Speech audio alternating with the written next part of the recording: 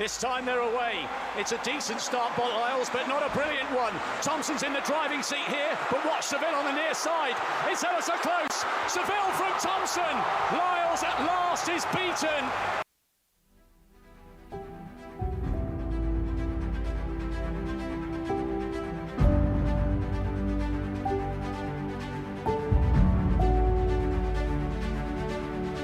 Many doubted him, many questioned whether he would ever get it done. Yes, Oblique Seville has gotten it right, and Usain St. Leopold was center stage to see it all. Jamaica back atop of the world in global men's 100-meter sprinting, and yes, it is Oblique Seville who has done it. And what a stupendous Sunday, with Kishane Thompson, the Olympic silver medalist, becoming the World Championship silver medalist on a morning when Jamaica has 3 medals, because Tina Clayton, with the run of her young life, silver in the women's 100 meters. What a way to welcome you to return to Tokyo. What a way, I can tell you, for me to return to this platform. I would have it no other way. My name is Ricardo Chambers. Guess what? You can watch this coverage on TVJ and the TVJSN. If you have to go off to church this morning, you can listen on Hits 92 FM.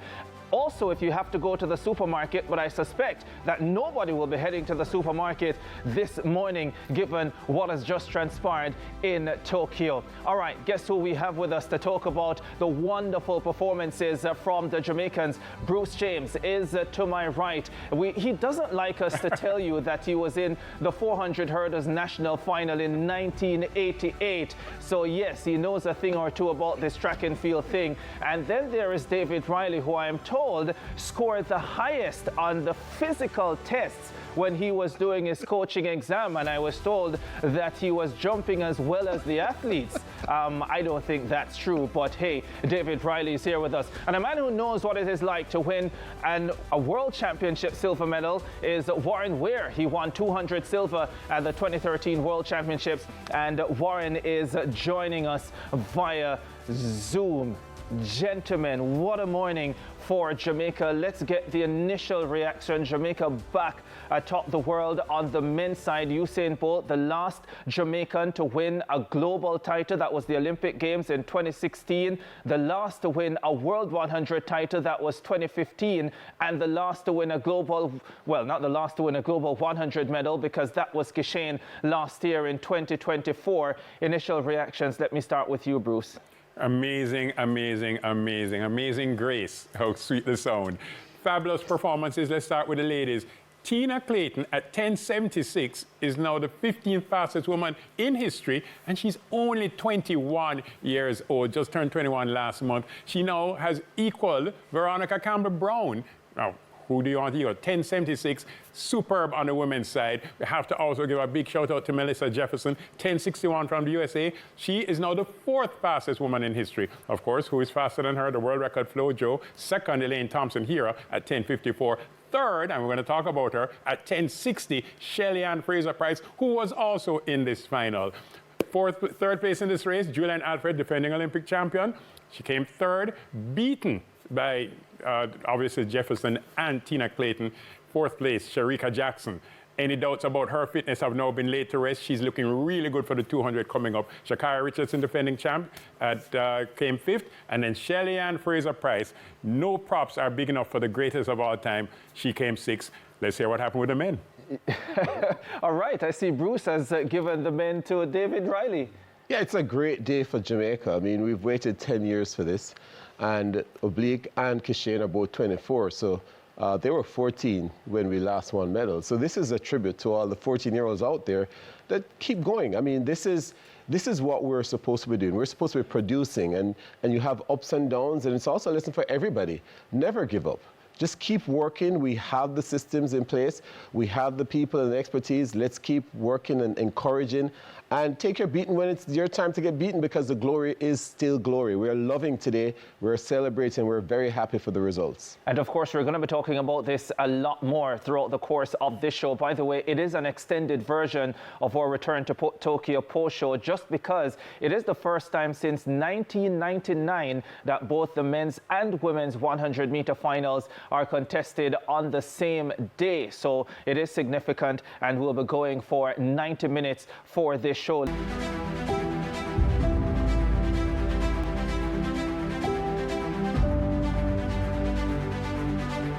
A unique piece of history created in Tokyo by Oblique Seville and Thompson. It is the first time that Jamaica has finished 1-2 in the men's 100 meters at a global championship, and how magnificent it is for these athletes and the fans there in Tokyo, fully enjoying what is taking place here in Tokyo. Good morning again. Welcome back to our coverage. Bruce James, David Riley is here with me, and Warren Weir is joining us via Zoom as we get ready for this big men's 100 meters discussion. Not the first time, sorry, that the Jamaican men are finishing 1-2 in the 100 meters, just to get that straight. But let's get into this discussion, and let me start with Warren, since we weren't able to hear from him earlier on. Warren, what a significant moment for the land of wood and water. Morning, Ricardo. Firstly, I can just imagine Average must be in a pandemonium. The energy in Jamaica I know is electrifying. I wish I was there, could see it. But my predictions are going just as I expected. I predicted 1-2 for the male, and I predicted a bronze for Tina, and I'm so happy that she moved up and got the silver. But an excellent start to our campaign so far. We weren't gone. We were always here. We're working on our sprinting program, and Jamaica is looking very, very good. And I'm excited for the 4x1. Excited for the 4x100 indeed. Bruce James, significant what has happened in the men's 100 meters. Let's have a look at that race because Thompson, and you can correct me if I'm wrong here, I would say got his usual good start. He got a great start. Mike Quinella was Kishane from Oblique. I spoke to Glenn Mills up to 5 minutes before we came live on air. Glenn and I have been back and forth on that. Glenn Mills, obviously the coach of Oblique Seville. Yesterday on air, I was asked, will Oblique ever get a medal at the global level? I said, it's absolutely he will, and he has delivered gold. Again, if you look at the finish here, Oblique Seville didn't get the best start. Kishane was out front. Oblique kept going. Again, these are the top two in the world. And a point that Ricardo is making that he's actually kind of correct on, it's not the first time that we got 1-2 on the men's side in the 100. That happened at the Olympic Games 2012 London, when Bolt was gold and Johan was silver. Two Americans third and fourth behind them at the time. Same again today. However, this is the best and first that the men have ever gotten gold and silver at the World Athletics Championships. And that's amazing. The best we've done on the men's side before this was 2013, when Bolt was gold and Nesta Carter bronze. So this is historic for Jamaica.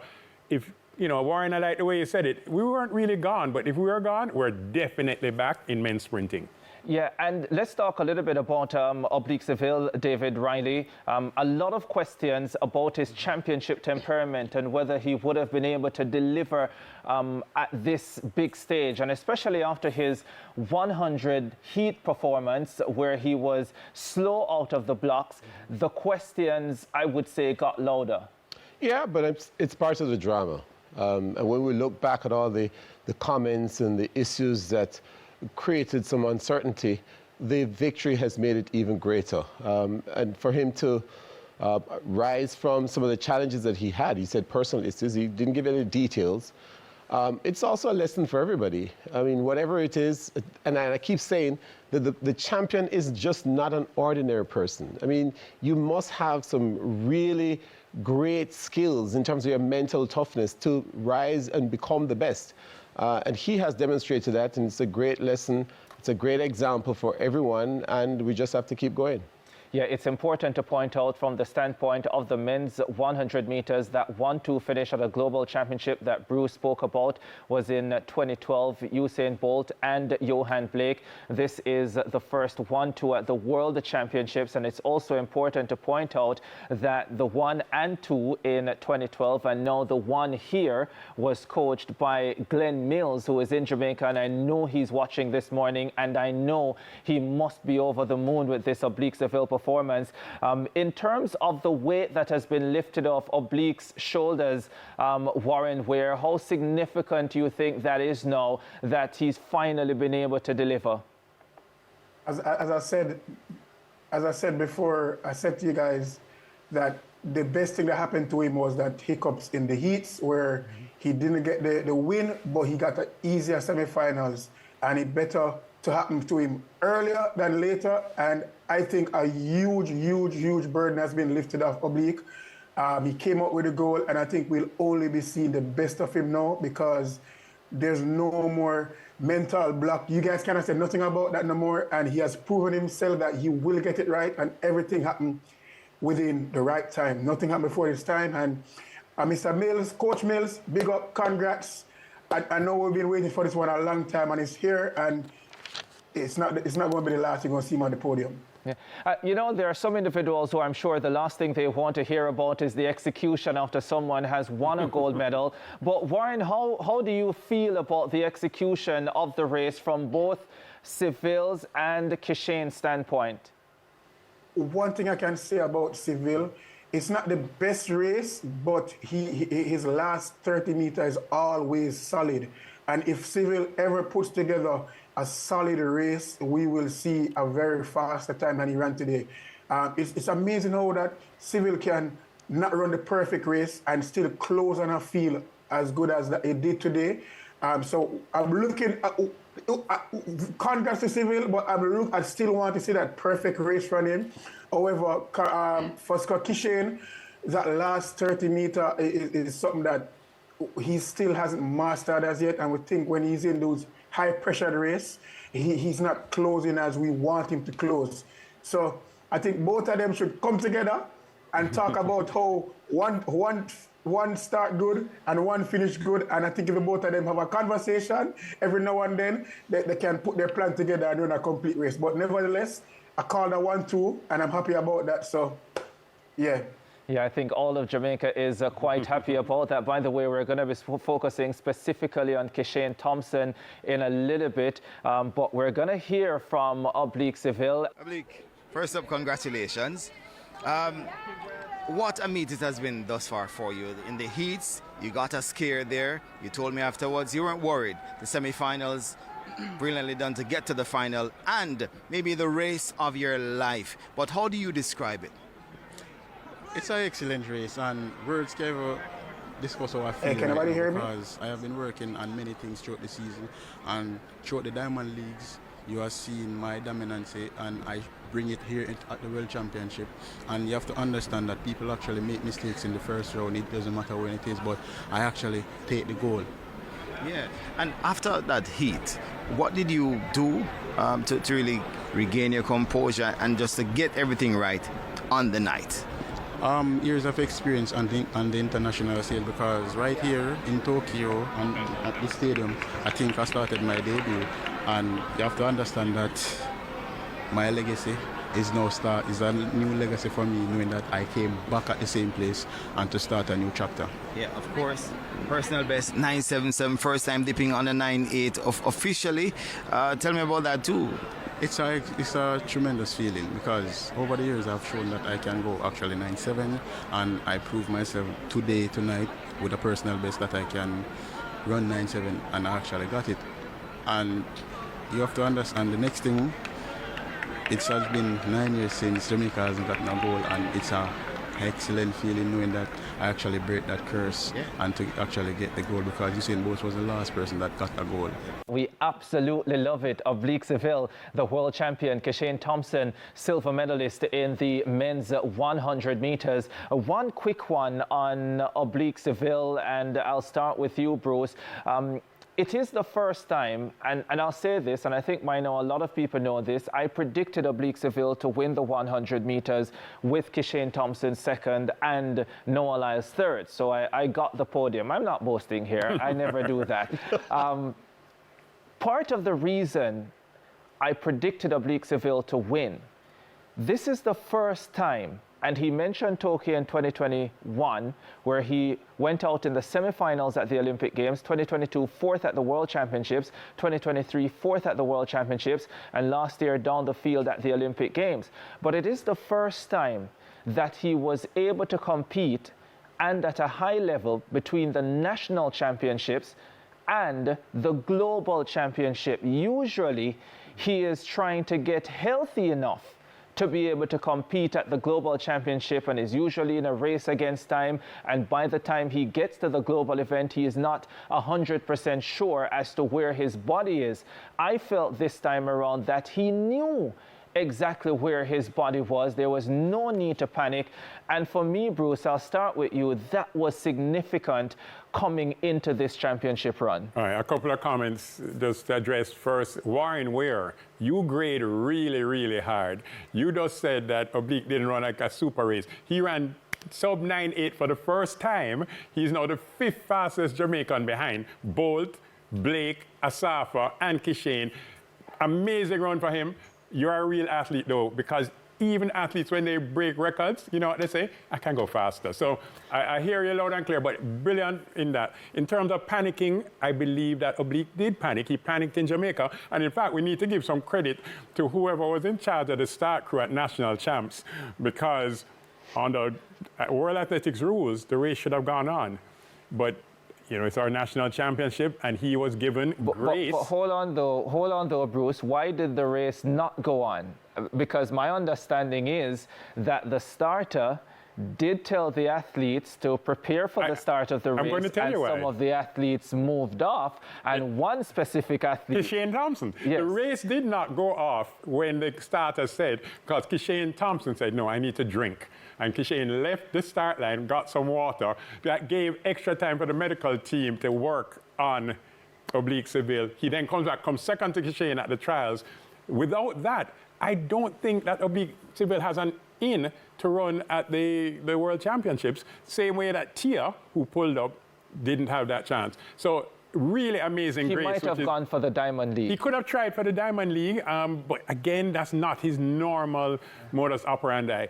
But let us stop saying that he didn't panic, because something happened in the heats. And I think having that settle him down, he said, listen, I can do all things. Yeah, Warren, Bruce has sidestepped it, but the health factor for Oblique this year?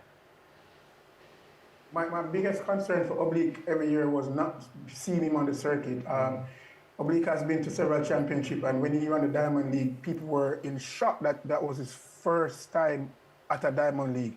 And I said this many times, the Grand Slam helped a lot of athletes, and one of those who benefited the most from Grand Slam was Oblique and also Melissa Jefferson, but we'll come to that in a few.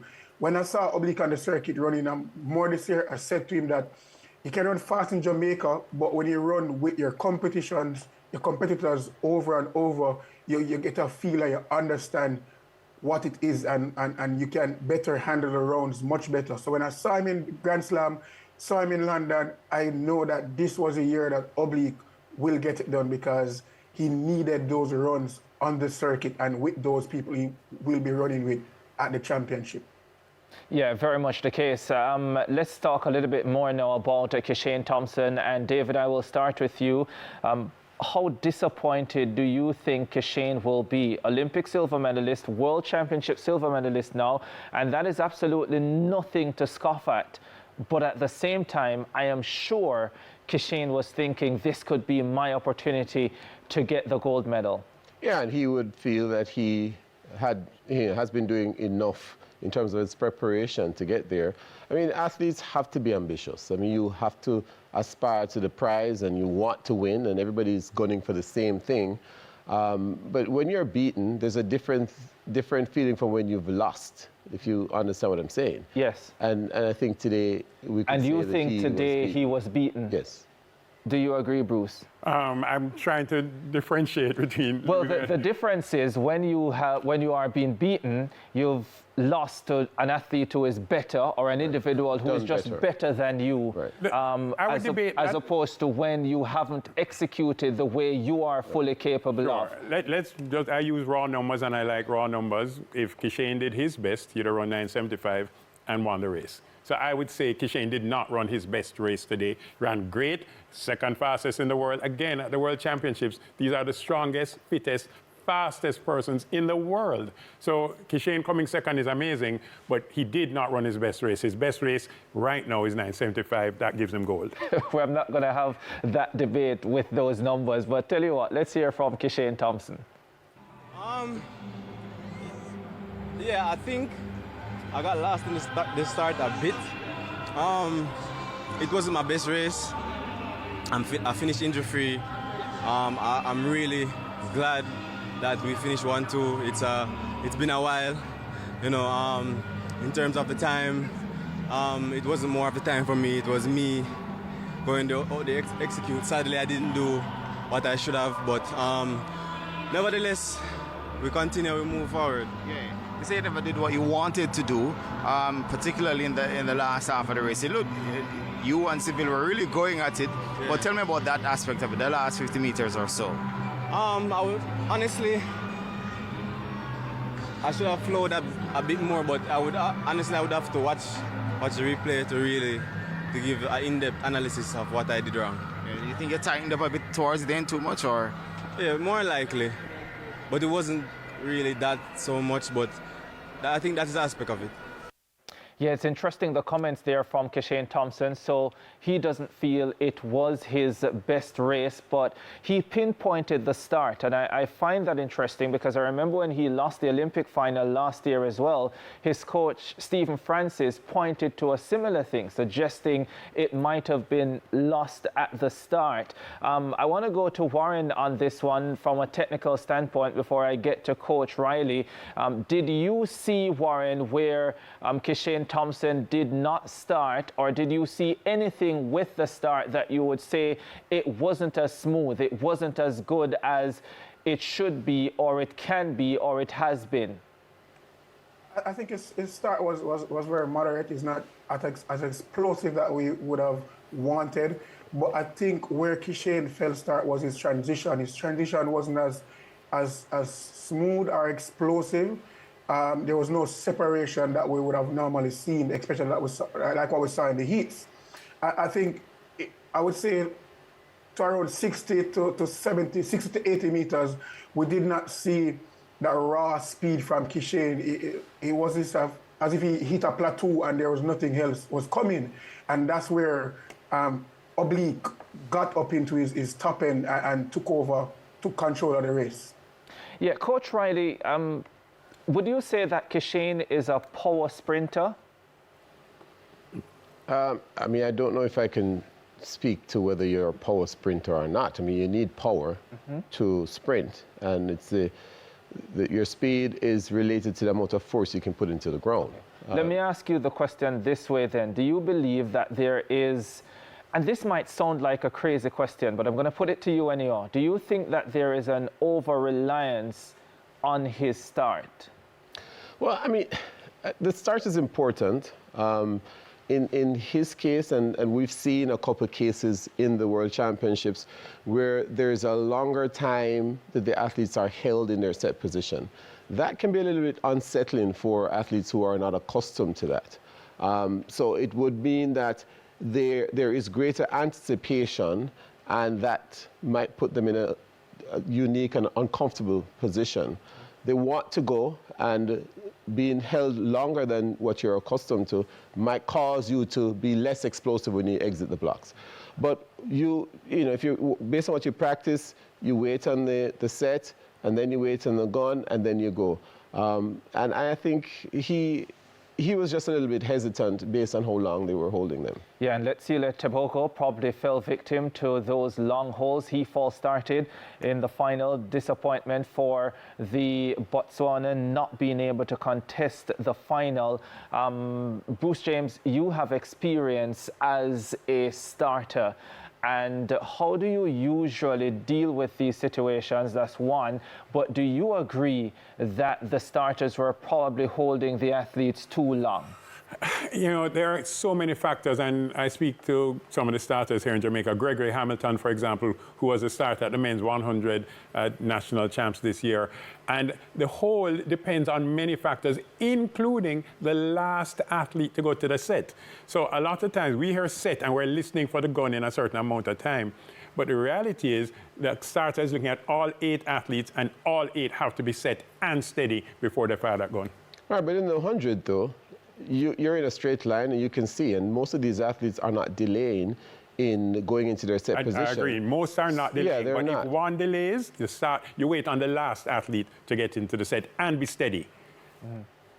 But given what we have seen so far, do you think that was the issue? No, I don't think that was the issue. Kishane needs to do what is a signature MVP strategy, is get the best possible start. Look at Tina. I know we haven't looked at the women's 100 yet, but when you look at Tina's start, you're going to see that Shelly-Ann, when she was with MVP, people knew her start. Asafa Powell, when he was at MVP, you could mark the MVP athletes based on the start. Kishane needs to get that and hold it right to the end. Yeah, and I completely agree with you. And there are those who believe that sometimes there can be an over-reliance. So some may point to someone like a Shelly-Ann Fraser-Pryce, who after leaving MVP, her start didn't get better. In fact, some would say it got worse, but she ran faster times. So it is very interesting. And I know, I'm not sure I know all the physics of this, but I know there are some coaches who believe that sometimes, depending on the angles that you exit the blocks from, that you may get out and get ahead, but because of the angles and so on, it may hurt your race further on in the last 40 or 50. But hey, I'm not the coach. Really, what happened? Thank you, David. I'm glad you're here. You're trying to race the person with your max speed. Everybody's racing with their max speed. And everybody starts at 0, and you accelerate using your power to get to your max speed. If you get to your max speed earlier, say 15 meters or 20 meters, the physiology tells us that you can only hold that max speed for 60 meters. So if you get to your max speed at 20, then at 80, you start to now slow down. So usually you see a deceleration towards the end of the race. So the powerful sprinter tends to be at a disadvantage in the sense that they get to their max speed earlier, and then they're unable to maintain, so they decelerate. They have a longer distance to decelerate. So it's not a disadvantage. You have to really make sure you work on your speed endurance that you decelerate less. It's interesting that you say the powerful sprinter, but anyhow, we have to go to break on return to Tokyo. Tell you what, the men's 100 meters, Oblique Seville is world champion. Kishane Thompson, the Olympic silver medalist, becomes the world championship silver medalist. And Tina Clayton, yeah, she ran the race of her young life, and the 2-time world under-20 champion is now a senior world championship silver medalist.